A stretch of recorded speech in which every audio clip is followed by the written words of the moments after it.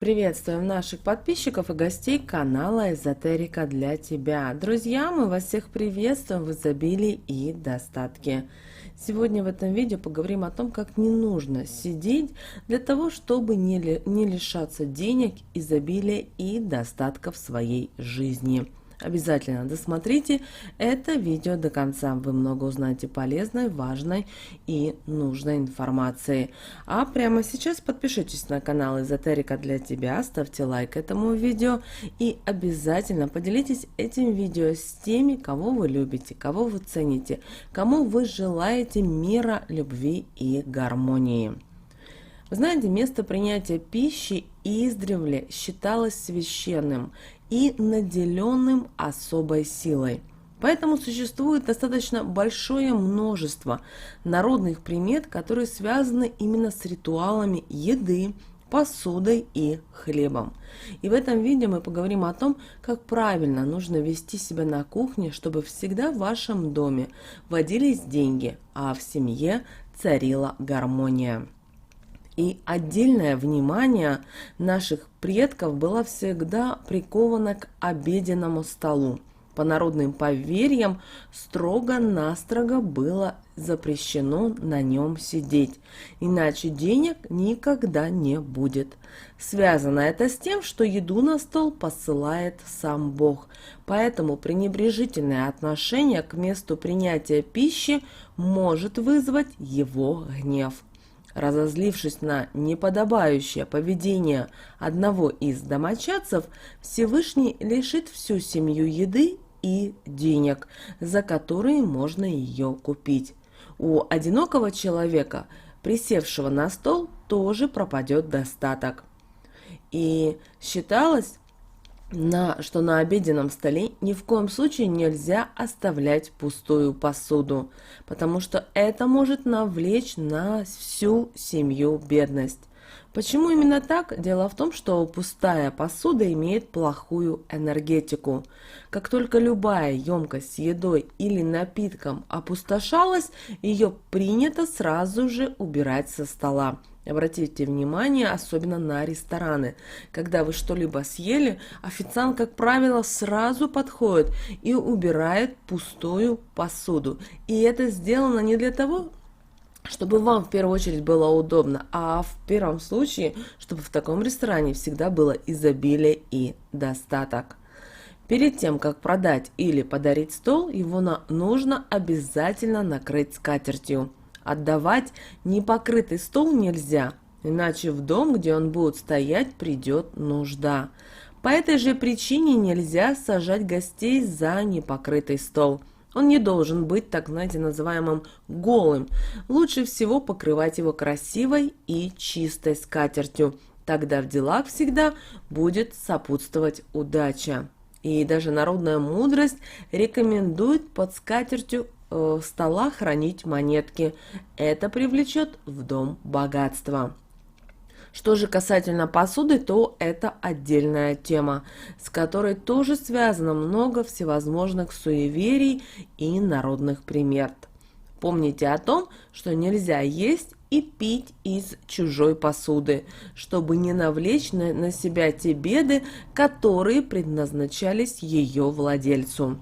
Чужая посуда в доме всегда к неприятностям, потому что она нарушает защитную энергетику дома и может привести к порче и сглазу. Не стоит брать в дом посуду от посторонних. Если вы все же нарушили запрет, то отдавать тару обратно нужно обязательно полной, и тогда вы сбережете благополучие. Если же вы вернете владельцу грязную и пустую посуду, то навлечете только на себя нужду и неудачи.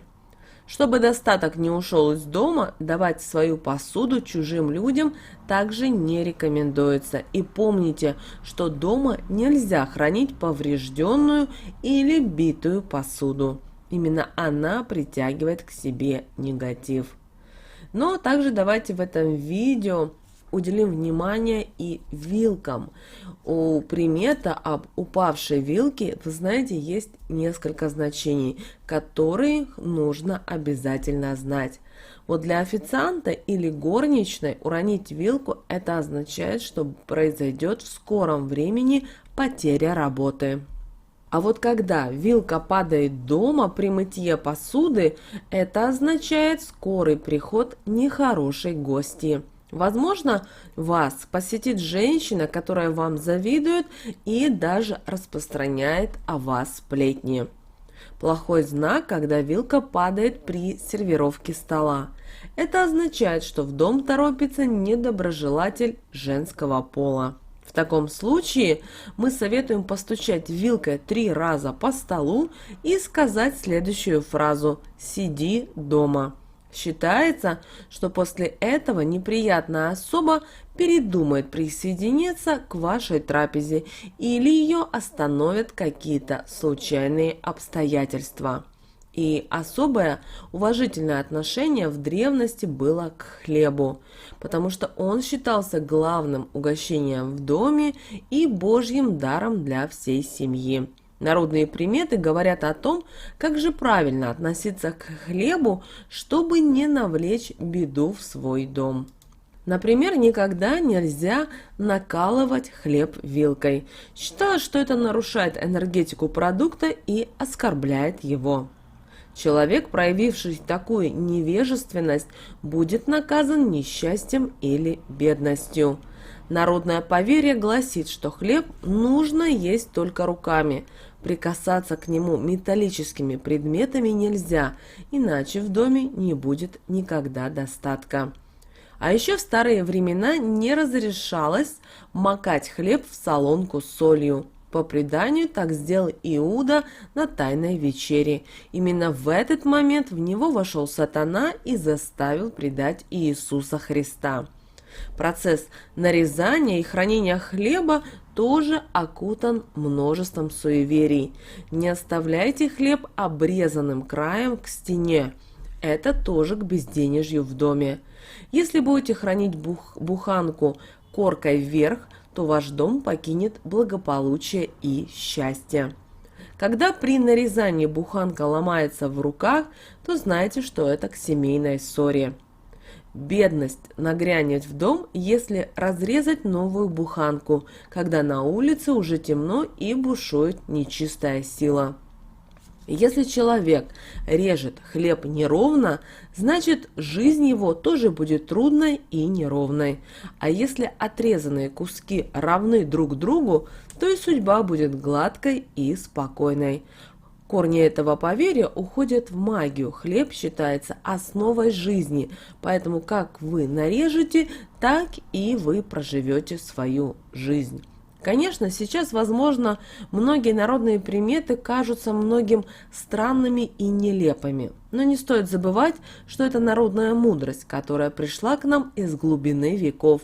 Прислушиваться ли к заветам предкам каждый решает сам. Но наши бабушки и дедушки не просто нам говорили те или иные приметы суеверия, которые они сами придерживались и их научили их же родители.